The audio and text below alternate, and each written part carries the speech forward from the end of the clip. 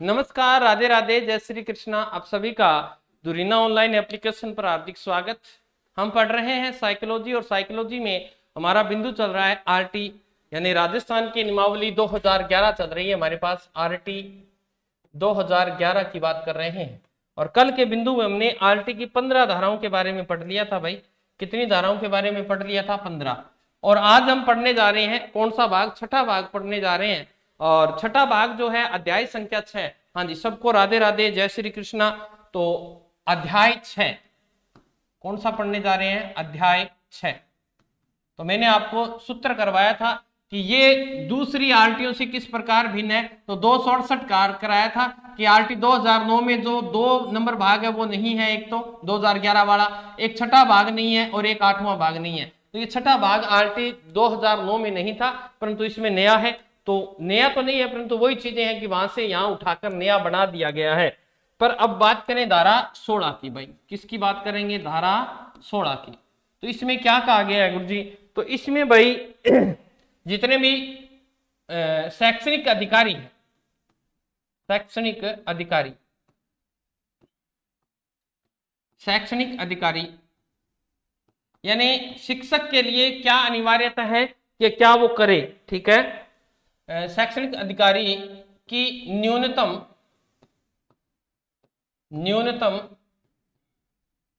अहर्ताएं।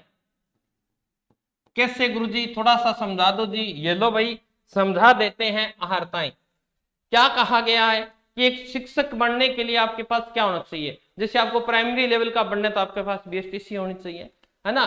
फिर बीएड होनी चाहिए, सीटेट क्लियर होना चाहिए, केंद्र में लग रहे हो तो, राज्य में है तो रीट क्लियर होना चाहिए। ये योग्यताएं, ठीक है। तो ये जो योग्यताओं का जिक्र 2011 में कहा किया गया है? धारा 16 में ये बात की गई है। फिर अगर बात करूं धारा 17 की, धारा 17, ठीक है। और धारा 17 में है कि अगर आपके पास योग्यताएं नहीं है, जो न्यूनतम योग्यताएं आपकी अहर्ताएं नहीं है, तो उसका स्थिरीकरण किया गया है। आपको समय दिया जाएगा, उस समय के अंदर आपको वो योग्यताएं क्या करनी पड़ेगी?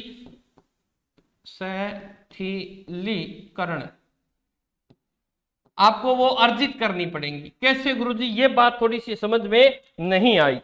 तो देखो, राज्य के पास अगर अध्यापक है और उस अध्यापक के पास पाठ्यक्रम या प्रशिक्षण से संबंधित कोई पर्याप्त संस्थाएं नहीं है तो राज्य सरकार केंद्र सरकार से उसे थोड़ा सा डिले करवा सकती है। कैसे कह रहा है कि जिस प्रकार राज्य है और राज्य के पास शिक्षण के उचित संसाधन उपलब्ध नहीं है, स्कूल नहीं है उपलब्ध या कोई कॉलेज उपलब्ध नहीं है, तो ध्यान रखिएगा राज्य सरकार केंद्र सरकार से थोड़ा सा स्थिरीकरण करवा सकती है कि हमें इस थोड़ा समय चाहिए, इस चीज को आप हमारी सहायता कीजिए। वो धारा कौन सी में कहा गया है? 17 के अंदर ये बात की गई है। फिर धारा 18, ये इसके अंदर संशोधन किया गया है 18 में, ठीक है। धारा 18 में कहा गया है कि जो न्यूनतम अहर्ताएं हैं, न्यूनतम अहर्ताएं, थोड़ा सा उसमें लिख लो ना, कल को भूलोगे नहीं। चलो ऊपर वाले में लिखवा देता हूं, पहले इसमें लिख लेते हैं। यदि राज्य के पास अध्यापक, क्योंकि कल को फिर दिक्कत आ जाएगी, गुरुजी ने सीधा ही करवा दिया, हमें तो याद ही नहीं रहा। अध्यापक शिक्षण में पाठ्यक्रम या प्रशिक्षण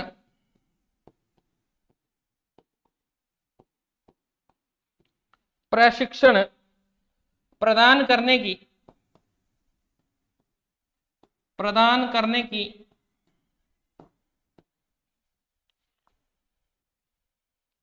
या प्रदान करने के लिए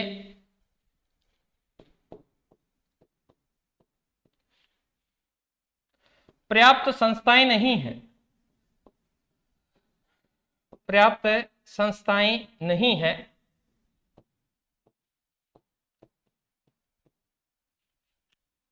वहां राज्य सरकार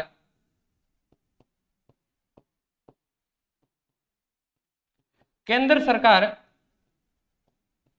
वहां राज्य सरकार केंद्र सरकार से विहित विहित न्यूनतम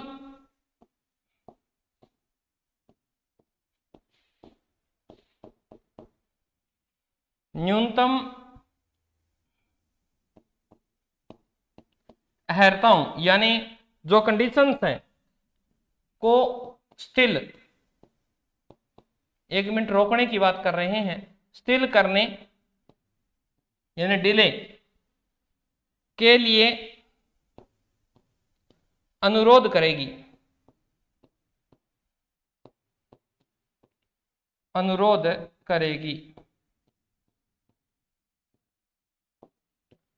ठीक है, ये धारा 17 में कहा गया है। हाँ जी, आज क्लास के अंत में खूब सारी बातें करेंगे, आज अंतिम क्लास है आपकी, तो किसी के कोई भी प्रश्न है तो फिर मुझे पूछ सकता है। तो पहले ये टॉपिक पूरा करेंगे अपन, उसके बाद में आप पूछ लीजिएगा। ठीक है, न्यूनतम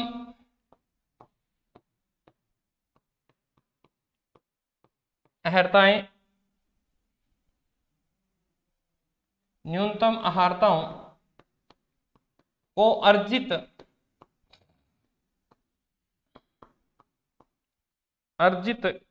किया जाना।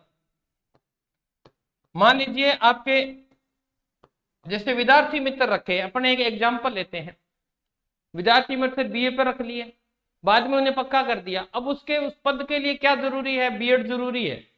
अब बीएड जरूरी है तो बीएड उसकी की नहीं हुई तो उसको समय दिया जाएगा। पहले 5 साल का समय दिया जाता था, परंतु वर्तमान में इसमें संशोधन करके उसे 4 साल का कर दिया गया है। 4 साल के अंदर आपको वो योग्यता अर्जित करनी पड़ेगी। ठीक है, जैसे कोई मान लीजिए कोई आदमी सरकारी गवर्नमेंट जॉब में उसकी जगह उसके बेटे को लगाया जा रहा है, उसके पास योग्यता नहीं है, तो उसको योग्यता को अर्जित करने के लिए समय दिया जाएगा। कितना, पहले 5 साल था, अब 4 साल कर दिया है। तो इसमें आप लिखेंगे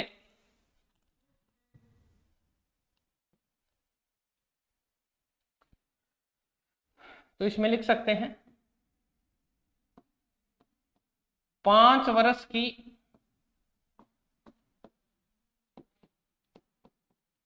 कालावधि में न्यूनतम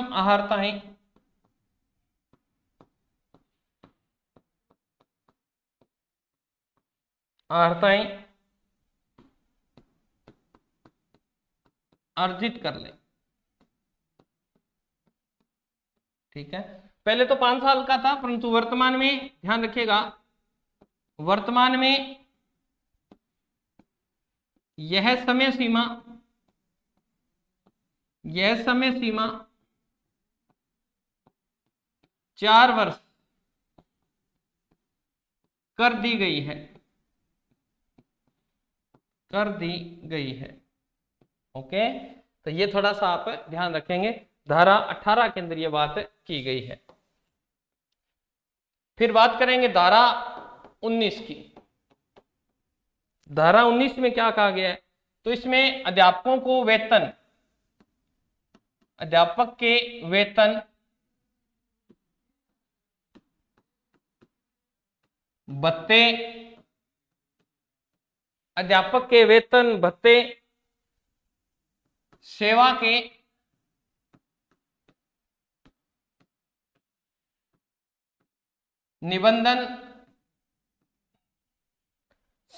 निबंधन और शर्तें, क्या बात की गई है समझा देते हैं। इसमें अध्यापक के वेतन की बात की गई, ऐसा नहीं है कि अध्यापक को वेतन आप अपनी मर्जी से बढ़ा सकते हैं, नहीं, राज्य के कुछ कंडीशंस हैं, उन कंडीशन के तहत ही आपके वेतन में बढ़ोतरी की जाएगी। जैसे राज्य जो वित्त आयोग लगता है, ठीक है ना, उसके तहत ही आपके वेतन में शर्तों में सब शर्तें आपके यहाँ बताई गई हैं। जैसे राजस्थान सेवा नियम 1971 के तहत आपके वेतन में बढ़ोतरी की जा सकती है, घटाया जा सकता है, कब घटेगा कब बढ़ेगा, सब चीजों का जिक्र यहाँ पर किया गया है।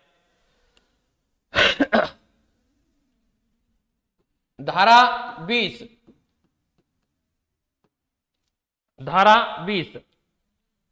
अध्यापकों द्वारा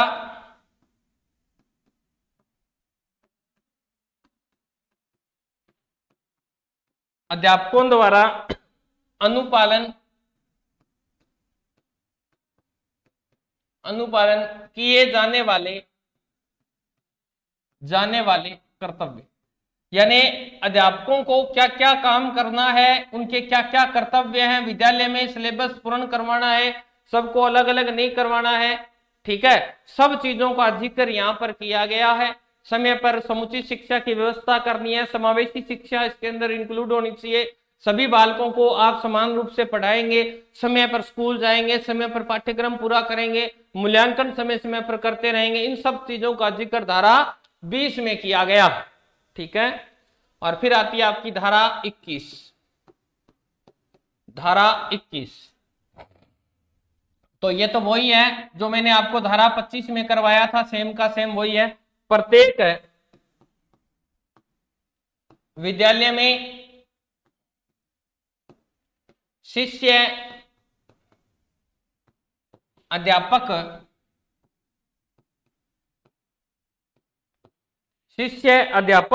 अनुपात बनाए रखना,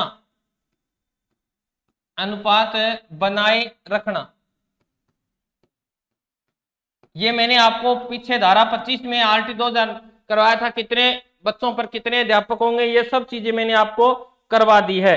तो ये चीज भाई आप अपनी ध्यान रखेंगे। अगर विद्यालय के अंदर मान लीजिए अध्यापक नहीं है तो विद्यालय का जो प्रभारी होता है पहले वो अपने से ऊपर के अधिकारी को क्या करेगा, सूचित करेगा, स्थानीय प्राधिकारी जैसे BDO को करेगा, BDO फिर डिस्ट्रिक्ट लेवल पे करेगा, है ना, DO साहब को करेगा, DO साहब फिर ऊपर संभाग स्तर पर करेंगे, फिर इस तरह से करके उस पद को 3 माह के अंदर अंदर भर दिया जाएगा। अगर कोई चीज की कमी है, छात्र अनुपात पूरा नहीं हो रहा है, तो फिर नया शिक्षक वहां पे भेजा जाएगा। तो ये 3 माह के अंदर अंदर ये प्रोसेस की जाती है, तो ये चीज आप ध्यान रखेंगे। तो ये आपका होगी धारा और अध्याय हो गया आपका पूरा छठा। अब हम बात करेंगे अध्याय नंबर 7 की। अध्याय 7 में क्या दिया गया है, तो अध्याय 7 में 2 ही धाराएं हैं। एक तो पाठ्यचर्या के बारे में बात की गई है, कैरिकुलम के बारे में बात की गई है। पाठ्यचर्या और प्रारंभिक शिक्षा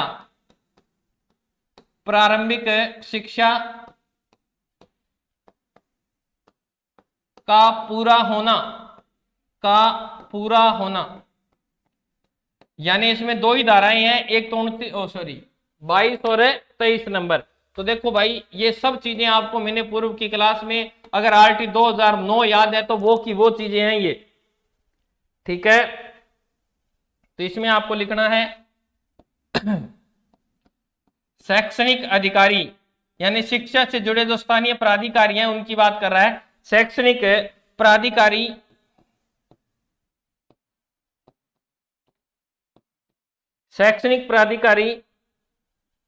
सुसंगत और समुचित पाठ्यक्रम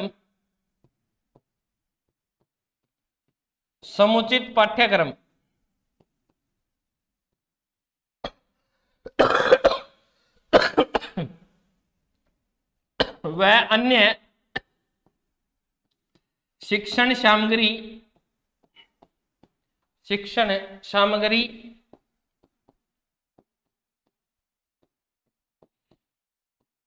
तैयार करेंगे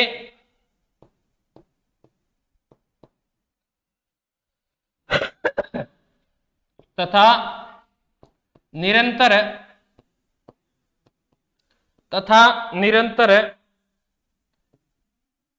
वह व्यापक मूल्यांकन, CCE की बात कर रहा है, व्यापक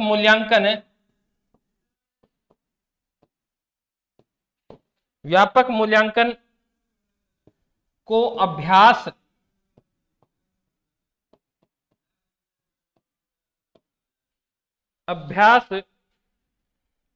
में रखने के लिए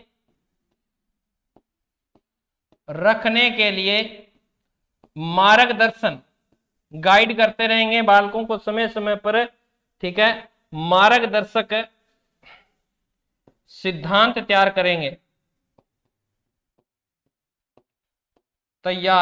करेगा, ठीक है भाई, समझ में आया। तो देखो दो चीजें, अध्याय पाठ्यचर्या की बात सिर्फ यहाँ की गई कि ऐसा पाठ्यक्रम होना चाहिए जो सुसंगत हो, अच्छा हो, बालकों की लेवल के हिसाब से हो। एक तो ये बात की गई है, ऐसी पाठ्य सामग्री तैयार की। उसके साथ साथ अन्य शिक्षण सामग्रियां, जैसे समय समय पर स्कूल में दौरा करेंगे तो उसमें कुछ सुधार करवाए, एक्टिविटी ज्यादा करवाए, ठीक है वो, तो उसके लिए अलग अलग मार्गदर्शन सिद्धांत भी तैयार करेंगे। धारा कौन सी में? 22 में। ओके, धारा 22 के अंदर ये बात की गई है। फिर हम देखते हैं धारा 23।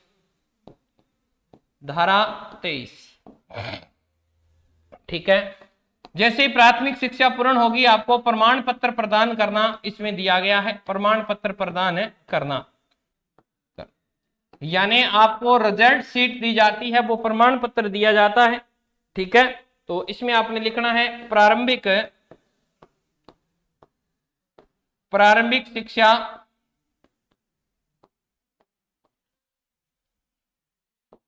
के पूरे होने का प्रमाण पत्र, पूरे होने का प्रमाण पत्र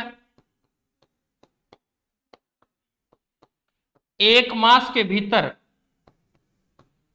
1 मास के भीतर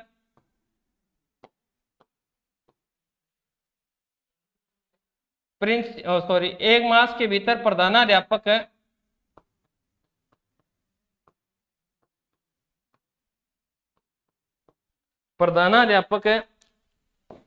द्वारा जारी किया जाएगा।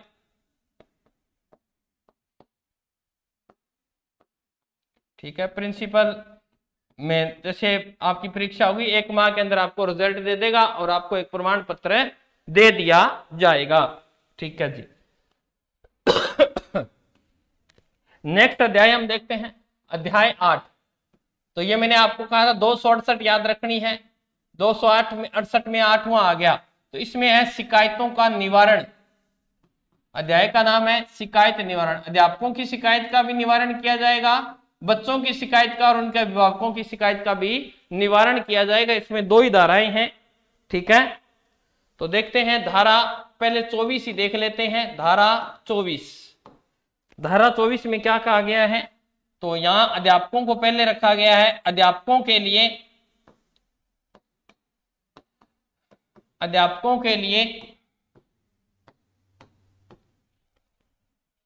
शिकायत निवारण तंत्र, शिकायत निवारण तंत्र यानी स्कूल के अंदर जो अध्यापक हैं उनको कोई दिक्कत आ रही है तो उसकी जो शिकायत है उसको दूर किया जाए, उसके लिए निवारण तंत्र का यहाँ पर कहा गया है। तो ये एक ब्लॉक स्तरीय निवारण समिति होती है। तो मैं यहाँ लिख देता हूं, आपको याद रह जाएगा कि स्कूल वाले कहां पर अपनी शिकायत करवाएंगे। ब्लॉक स्तरीय शिकायत निवारण समिति, ब्लॉक स्तरीय शिकायत निवारण समिति, निवारण समिति। यहां पे किसी भी अध्यापक को किसी भी प्रकार की शिकायत है, प्रिंसिपल उसे प्रताड़ित कर रहा है, स्कूल के गांव के लोग उसे प्रताड़ित कर रहे हैं, या कहीं दिक्कत आ रही है सिलेबस में, कहीं भी किसी प्रकार की कोई शिकायत है, तो वो जाकर ब्लॉक यानी वीडियो जिसे बोलते हैं,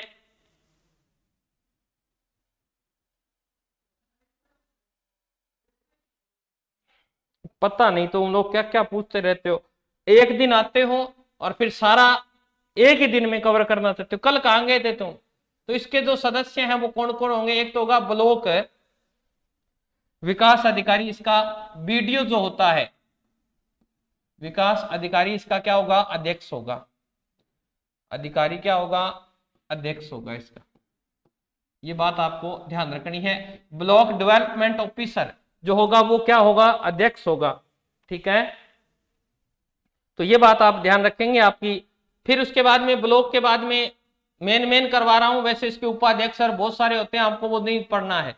फिर आएगी जिला, यहां से जो शिकायत आपकी कहां जाएगी? जिला स्तरीय शिकायत निवारण में जाएगी, शिकायत निवारण समिति में जाएगी, निवारण समिति में। ठीक है, तो इसके भी आपको पूछ सकता है कि इसका अध्यक्ष कौन होता है? तो इसका सीओ अध्यक्ष होता है, ध्यान रखिएगा, समिति।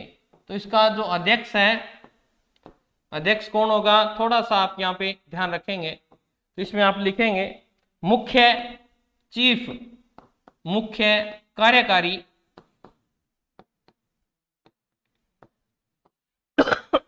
मुख्य कार्यकारी अधिकारी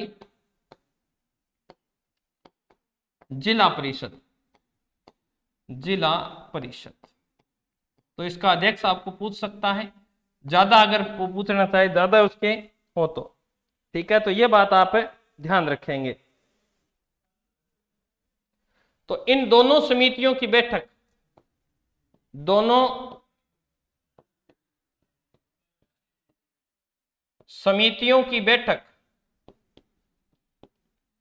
दोनों समितियों की बैठक कब होती है, 3 माह में एक बार, कम से कम 3 माह में कितनी बार, एक बार यहां पर बैठक होती है। और जिस उसको फिर बुलाया जाता है, जिस शिक्षक को शिकायत होती है उसे फिर इस समिति में बैठक में बुलाया जाता है और उससे पूछा जाता है कि बोलिए आपको क्या शिकायत है। तो ये धारा आपकी कौन सी है, 24 नंबर धारा है जी। और उसके बाद में धारा आएगी आपकी 25 नंबर।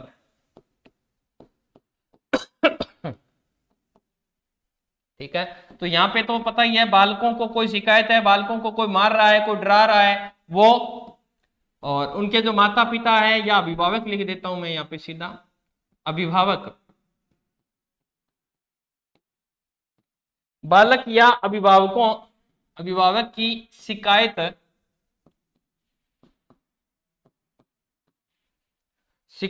का निवारण, ठीक है। जो किसी बच्चे को डर लगता है प्रिंसिपल से या किसी अध्यापक से डर लगता है, तो उसकी ये शिकायत है कि मैं स्कूल नहीं जाऊंगा, तो उसकी शिकायत का निवारण कौन करेगा, कौन सी धारा में कहा गया है, धारा 25 में कहा गया है। कौन करेगा भाई, तो ध्यान रखिएगा, यहां पे आएगा एसएमसी के अध्यक्ष। पहले तो एसएमसी, स्कूल मैनेजमेंट कमेटी का अध्यक्ष जो होता है वो पहले इसका निवारण करने का प्रयास करता है, पहले तो ये होगा, ठीक है। अगर ये नहीं है, अगर यहां से एसएमसी का अध्यक्ष से अगर वो संतुष्ट नहीं है, तो फिर आपका वही सेम का सेम जो धारा 34 में है वहां पे, तो कहां जाएगा, संतुष्ट नहीं है तो वो जाएगा राजस्थान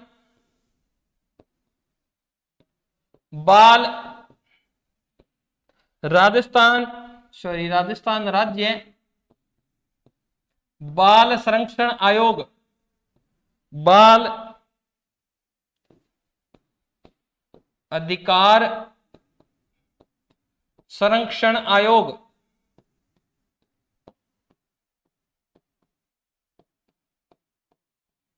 ठीक है, आयोग की शरण लेगा। अगर वहां भी समाधान नहीं होता है तो फिर राष्ट्रीय स्तर पे चला जाएगा। तो ये इसका थोड़ा सा क्रम है, ये ध्यान रखिएगा, संतुष्ट न हो। ओके, ये धारा 25 में ये बात आपके यहां पर की गई है। फिर है अध्याय 9, अध्याय 9, और अध्याय 9 में की गई है बाल अधिकारों का संरक्षण। तो हेल्पलाइन नंबर भी दिए गए हैं, बाल अधिकारों का संरक्षण, ठीक है, बाल अधिकारों का संरक्षण। तो यहां पे बालकों के अधिकारों के संरक्षण की बात की गई, तो धारा आ जाएगी 26, धारा 26। इसमें लिखा गया है राजस्थान राज्य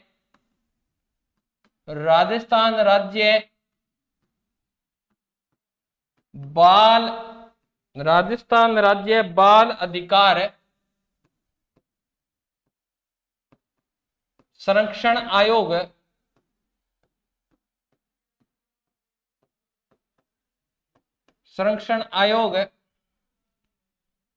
द्वारा अपने कर्तव्यों, यानी कर्तव्य जो है या अपने जो कार्य हैं, कृत्यों का निर्वहन, अगर बालकों की शिकायतों का निवारण नहीं हो रहा है तो ये फिर शिकायतों का निवारण करने के लिए एक कमेटी गठित करती है, तो यहाँ पर धारा 26 में सिर्फ इतनी बात की गई है कि राज्य की शरण में जा सकता है, राज्य जो संरक्षण आयोग बना है जिसमें 15 सदस्य होते हैं अध्यक्ष सहित, उसकी शरण ले सकता है। ये चीजें मैंने आपको पूर्व में करवा दी हैं। यहां सिर्फ हमें हेल्प लिखनी है, धारा 27, धारा कौन सी है 27।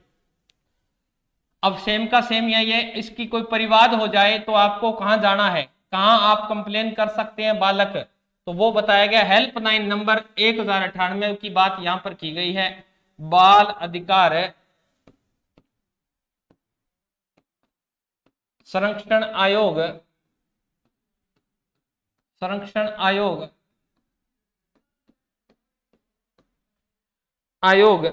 के समक्ष परिवादों, यानी कोई मामला जिसे परिवाद बोलते हैं वो है, परिवादों को प्रस्तुत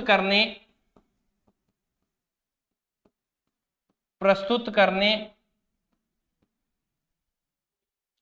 की रीति का जिक्र यहां पर किया गया। ठीक है, तो बालकों के लिए एक चाइल्ड हेल्पलाइन भी दी गई है, चाइल्ड हेल्पलाइन, यानी बालकों को अपने माता पिता से या किसी भी अध्यापक से किसी भी प्रकार का कोई भय है जो बालक को सता रहा है, तो आप किसी को न बताकर सीधे इस हेल्पलाइन नंबर 1098 पर कॉल कर सकते हैं। अगर आपके पिता आपको मारते हैं, माता मारती है, तो भी आप कॉल कर सकते हैं। कोई स्कूल में तंग कर रहा है तो 1098 पे आप सीधी शिकायत दर्ज करवा सकते हैं। तो ये धारा में कौन सी में कहा गया है, 1098 में ये चाइल्ड हेल्पलाइन नंबर दिए गए हैं। तो ये बात आप ध्यान रखेंगे, ऑनलाइन मॉनिटरिंग की जाएगी। फिर आएगी धारा 28, धारा 28। ठीक है, और इस प्रकार की अगर कोई भी समस्या आती है तो राज्य एक सलाहकार समिति का क्या करती है, गठन करती है। राज्य सलाहकार परिषद का गठन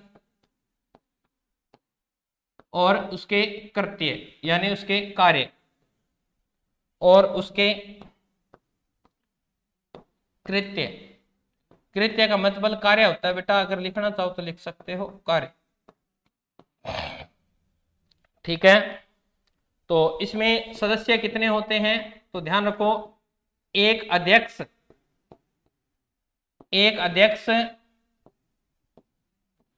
और 14 सदस्य। ठीक है, इसमें 14 सदस्य मिलकर समिति का गठन करते हैं।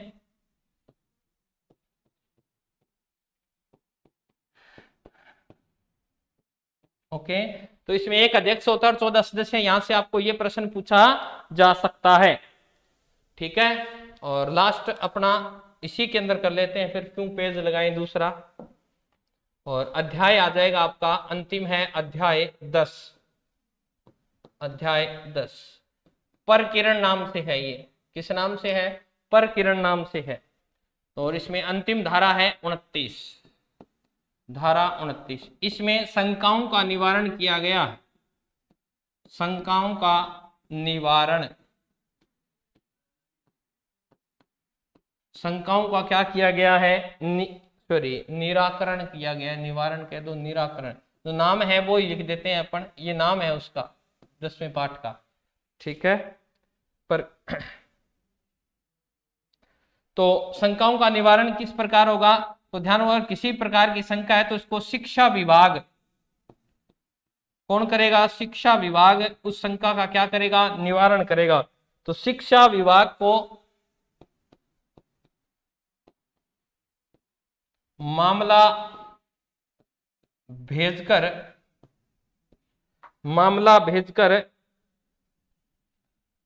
भेजकर उसे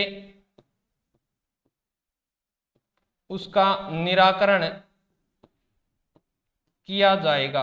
किसी भी प्रकार की समस्या है, कोई शंका है, किया जाएगा। पाठ्यक्रम को हटाना, जोड़ना, सब SCRT जो है, तो सब चीजों का यह निवारण किया जाएगा। तो ये भाई मैंने मेरी तरफ से साइकोलॉजी आपको कंप्लीट करवा दी है। अब आपको कैसी लगी ये तो आपके पे डिपेंड करता है, अच्छी लगी बुरी लगी, ठीक है। तो मेरी तरफ से आपका सिलेबस हुआ पूर्ण। अब अच्छी तरह से तैयारी कीजिए। आपको आपकी आगामी जो भी भर्ती परीक्षा है उसके लिए बहुत बहुत शुभकामनाएं। All the best. बहुत अच्छी मेहनत करो, अपने माँ बाप के सपनों को साकार करो जो उन्होंने सपने सजा रखे हैं। तो सपने हमेशा बंद आंखों से न देखकर खुली आंखों से देखो और उसके लिए जी जान एक कर दो, ताकि आप सक्सेस हो, दुनिया आपका नाम ले। जिस दिन सक्सेस हो जाओगे उसी दिन आपकी वैल्यू बढ़ जाएगी। इसलिए अपनी वैल्यू बढ़ानी है तो सक्सेस होना पड़ेगा, मेहनत करनी पड़ेगी। जो त्यागोगे उससे डबल मिलेगा। तो ये बात ध्यान रखो, जितनी मेहनत करोगे। ओके, तो ये चीजें थी आपकी पूरी हुई कंप्लीट। अब अपन बात करेंगे आगे।